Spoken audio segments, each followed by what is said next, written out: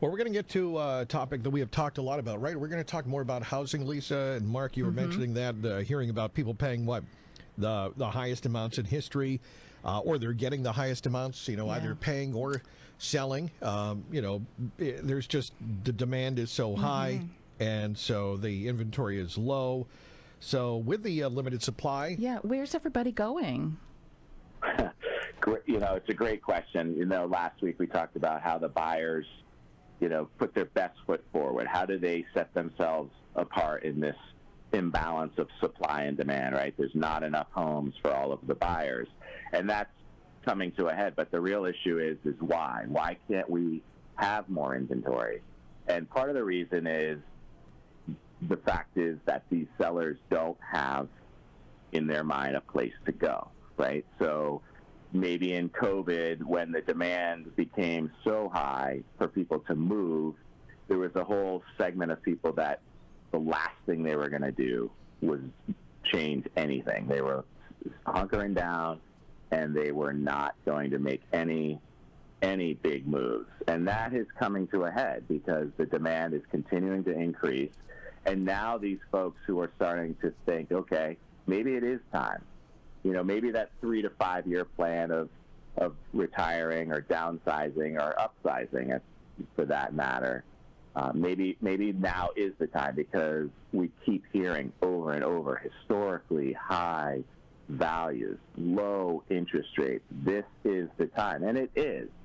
And if you look at history, or if you look at the crystal ball, you will know that it won't last forever, right? So what do we do? How do we loosen up the inventory? How do we give people the comfort to sell their homes to all these people that are looking to buy their homes? And there's a couple of options. There's always options, right? Now, some options aren't available for many people. But if you have the ability, the financial strength to buy a property first, right, you can go and put your best foot forward and be non-contingent, right? You don't have anything to sell. You're buying first. You don't have to sell.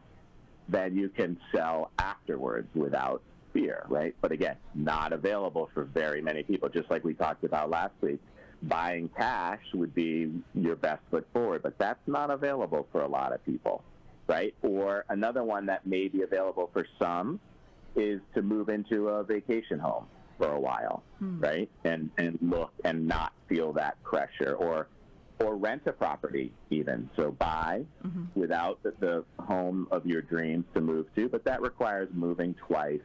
And I think what we're going to run into is a supply and demand problem with rental properties as well, right? If we don't fix this mess. But the one topic that we've been talking with the community and all of our real estate professional friends is a concept called the suitable housing contingency.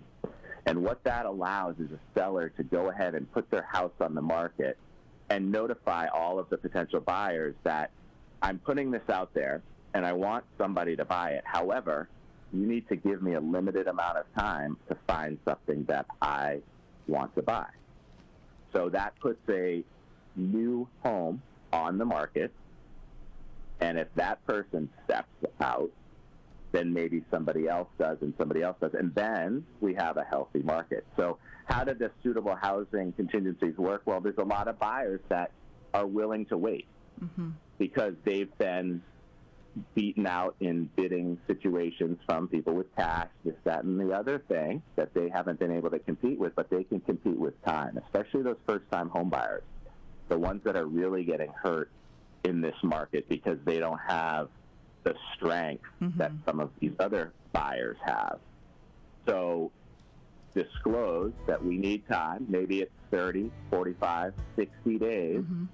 And then that person has the ability to go out there and find that property and then sell the property to that buyer willing to wait. It's a solution. When with all solutions, there's some pros and cons, but this is one that we think will help unfreeze this inventory problem. All right, Suitable good stuff. housing contingencies. Mark Stiles is at Stiles Law, Route 139, Marshfield, stiles-law.com. And if people want to talk to you, Mark, they can do that, right? That's right. The best way to get me is through our Calendly link, calendly.com/mstiles. Stiles, that is.